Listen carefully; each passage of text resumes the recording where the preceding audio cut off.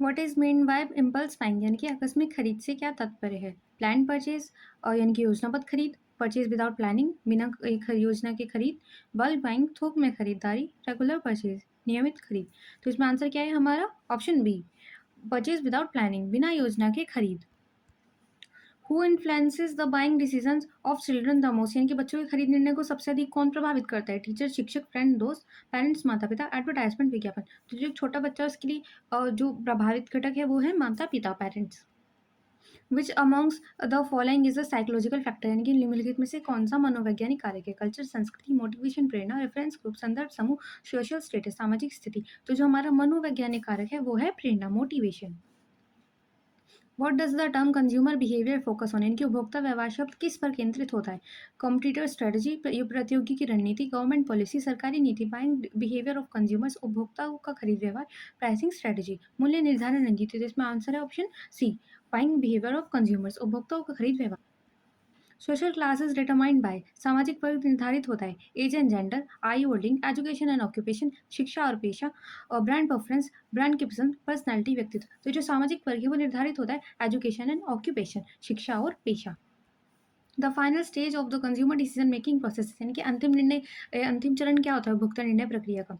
Information search, जानकारी की खोज, इवेल्युएशन ऑफ अल्टरनेटिव्स, विकल्पों का मूल्यांकन, परचेज डिसीजन, खरीद निर्णय, पोस्ट परचेज बिहेवियर, खरीद के बाद का व्यवहार। तो इसमें आंसर होगा ऑप्शन डी, खरीद के बाद का व्यवहार, post purchase. What is need आवश्यकता क्या है? अ want backed by buying behaviour, क्रय शक्ति से समर्थित इच्छा, अ बेसिक ह्यूमन रिक्वायरमेंट, एक मूल मानव आवश्यकता, अ लग्जरी प्रोडक्ट, एक विलासिता उत्पाद, अ प्रोडक्ट डिजायर उत्पाद की इच्छा। जो जो एक नीड होती है वो होती है अ बेसिक ह्यूमन रिक्वायरमेंट, एक मूल मानव आवश्यकता। Which of these is a personal factor in consumer behaviour यानी कि व्यक्तिगत कारक कौन सा है? फैमिली, परिवार, इनकम, आय, कल्चर, संस्कृति, पीर ग्रुप, साथियों का समूह। तो जो पर्सनल फैक्टर है वो है इनकम, आय। ब्रांड इमेज इफेक्ट्स ब्रांड छवि प्रभावित करती है। गवर्नमेंट पॉलिसी, सरकारी नीति, बैंक डिसीजन, खरीद निर्णय, टैक्स सिस्टम, कर प्रणाली, पैकेजिंग। तो इसमें आंसर है हमारा ऑप्शन बी, बैंक डिसीजन, खरीद निर्णय। Which types of consumer decision require high involvement कौन सा उपभोक्ता निर्णय उच्च संलग्नता की मांग करता है? बाइंग डेली यूज आइटम, दैनिक उपयोग की वस्तुओं की खरीद, बाइंग मिल्क दूध खरीदना, बाइंग कार खरीदना, बाइंग वेजिटेबल सब्जी खरीदना।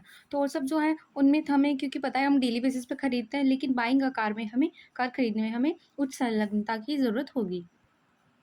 Perception is a process of धारणा किस प्रक्रिया को दर्शाती है? फॉरगेटिंग डाटा, जानकारी को भूलना, कलेक्टिंग डाटा, डेटा एकत्र करना, selecting, organising and interpreting information, जानकारी का चयन, संगठन और व्याख्या, रिकॉर्डिंग फैक्ट्स, तथ्यों को दर्ज करना। तो इसका आंसर है ऑप्शन सी।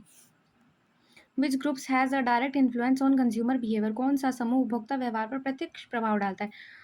वर्चुअल ग्रुप, रेफरेंस ग्रुप, संदर्भ समूह, गवर्नमेंट, सरकार, मार्केट, कॉम्पिटिटर्स, बाजार प्रतिस्पर्धी। तो जो डायरेक्ट प्रभाव डालता है वो है हमारा रेफरेंस ग्रुप्स यानी कि संदर्भ समूह।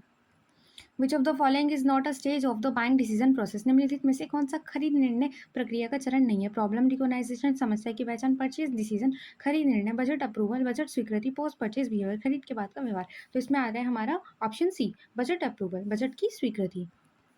What influencers rural buying behaviour the most यानी कि ग्रामीण व्यवहार को सबसे अधिक क्या प्रभावित करता है? मीडिया, रिटेल स्टोर्स, खुदरा स्टोर, वर्ड ऑफ माउथ, मुंह जुबानी प्रचार, पैकेजिंग। तो इसमें आंसर है हमारा option C, word of mouth, मुंह जुबानी प्रचार।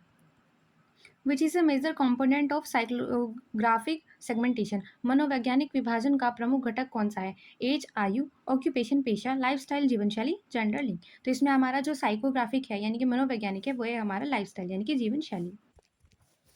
What do innovators represent in consumer behaviour उपभोक्ता व्यवहार में नव परिवर्तन किसे दर्शाता है?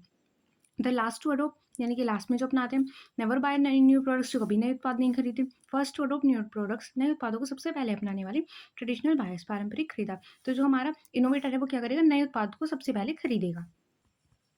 असैटिस्फाइड कंज्यूमर इज लाइकली टू संतुष्ट उपभोक्ता संभवतः क्या करेगा? कंप्लेन करेगा या ब्रांड बदलेगा, रिपीट परचेज करेगा या रिटर्न द प्रोडक्ट यानी कि उत्पाद लौटाएगा। तो जो हमारा संतुष्ट उपभोक्ता है वो क्या करेगा? रिपीट परचेज करेगा, पुनः खरीद करेगा, option C. Which factor includes culture subculture and social class, तो कौन सा सांस्कृतिक उप संस्कृति के सामाजिक वर्ग में शामिल करता है? साइकोलॉजिकल, मनोवैज्ञानिक, पर्सनल, व्यक्तित्व, कल्चरल, सांस्कृतिक, सोशल, सामाजिक। तो इसका आंसर बहुत सिंपल है, ऑप्शन सी, सांस्कृतिक यानी कि cultural. Which one is not the part of marketing mix affecting consumer behaviour? निम्नलिखित में से कौन सा उपभोक्ता व्यवहार को प्रभावित करने वाला विपणन मिश्रण का हिस्सा नहीं है? प्रोडक्ट, उत्पाद, प्राइस, मूल्य, प्रमोशन, प्रचार, मोटिवेशन, प्रेरणा। तो हमारा आंसर है option D, motivation, Prerna. Which of this is not a consumers right? यानी कि कौन सा उपभोक्ता अधिकार नहीं है? राइट टू सेफ्टी, सुरक्षा का अधिकार, राइट टू बी इन्फॉर्म, सूचित किए जाने का अधिकार, राइट टू शॉपलिफ्टिंग, चोरी करने का अधिकार, राइट टू चूज चैन का अधिकार। तो क्या होता है, और जो उपभोक्ता का अधिकार नहीं है वह है राइट टू शॉपलिफ्टिंग यानी कि चोरी करने का अधिकार। Variety seeking behaviour acquires when, यानी कि विविधता खोजने वाला खरीद व्यवहार कब होता है? प्रोडक्ट्स आर एक्सपेंसिव, उत्पाद महंगे होते हैं, प्रोडक्ट्स आर सिमिलर, लो इन्वॉल्वेंट यानी कि उत्पाद समान होते हैं, संलग्नता, कंज्यूमर्स आर कंफ्यूज, उपभोक्ता भ्रमित होते हैं, ब्रांड लॉयल्टी हाई, ब्रांड निष्ठा अधिक होती है। तो हमारा आंसर है ऑप्शन बी।